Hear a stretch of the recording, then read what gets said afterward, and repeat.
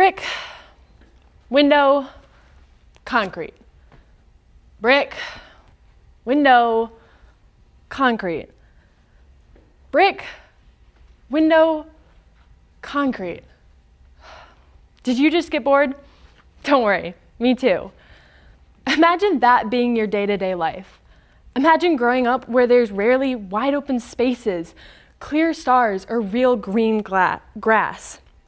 Where most of your surroundings is concrete, traffic, and buildings.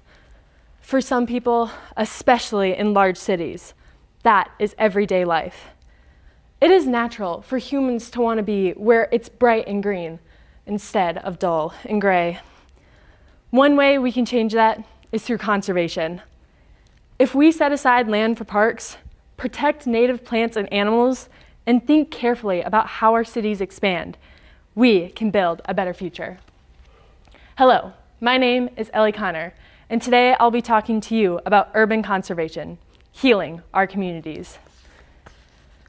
When people hear the word conservation, they often think of planting a tree, protecting wildlife, or preserving grasslands.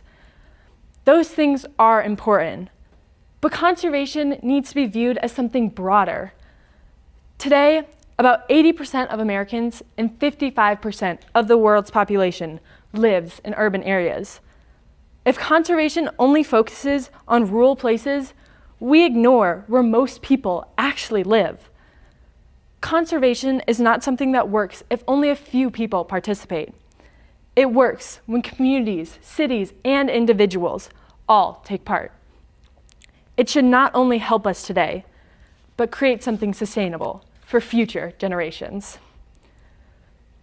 In a research paper from Oxford University titled Environment and Conservation Movements in Metropolitan America, Robert R. Gielli explains that by the late 19th century, cities like Chicago and New York were growing quickly because of industry and opportunity. As they expanded, problems also increased. Sewers overflowed, air pollution became common, and neighborhoods became overcrowded. People who had the means moved away to greener suburbs to escape these conditions. However, this didn't really solve the issue. It just moved it somewhere else. The cycle of environmental strain continued as cities kept expanding. The people who remained in these urban areas, often poorer residents, working class families, and minority communities, began pushing for change. In the 1960s, their activism helped create what we now call the environmental justice movement. This movement helped change how we think about conservation. It showed that improving the environment also means improving the communities where people live. That work is still happening today. The most urban area in South Dakota is Sioux Falls. As cities continue to grow, leaders are working on plans that guide the growth responsibly. One of these plans is called Shape Sioux Falls 2050. The goal is to conserve open spaces, protect historical areas, reserve lands for parks and greenbelts, and build infrastructure that can help support the city. Another effort is the Native Prairie Project, which restores areas with native plants. These plants can improve air and water quality, reduce erosion, and create habitats for wildlife.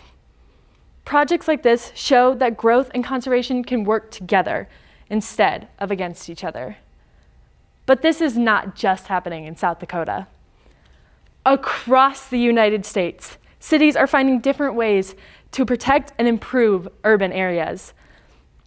I conducted an informational interview with Hope Pollard, a senior community planner in Atlanta, who has also worked in Los Angeles and Portland.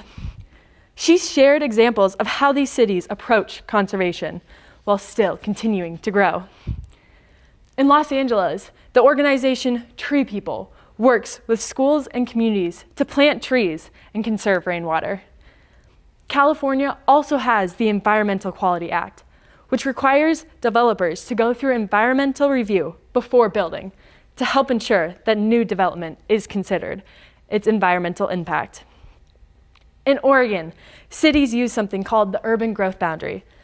This encourages development to stay within a certain area so that the surrounding natural land is protected.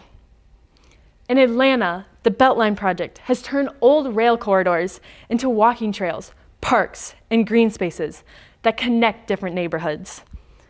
Projects like this encourage people to walk or ride their bikes instead of using cars. Urban conservation is about more than just protecting land. It's about planning cities so that people have access to clean air, safe space, and areas where nature is still part of daily life. Whether someone lives in rural South Dakota or in a larger city, conservation still affects them. When cities grow in responsible ways, communities become healthier and more sustainable. That helps create a stronger future for the next generation. Thank you.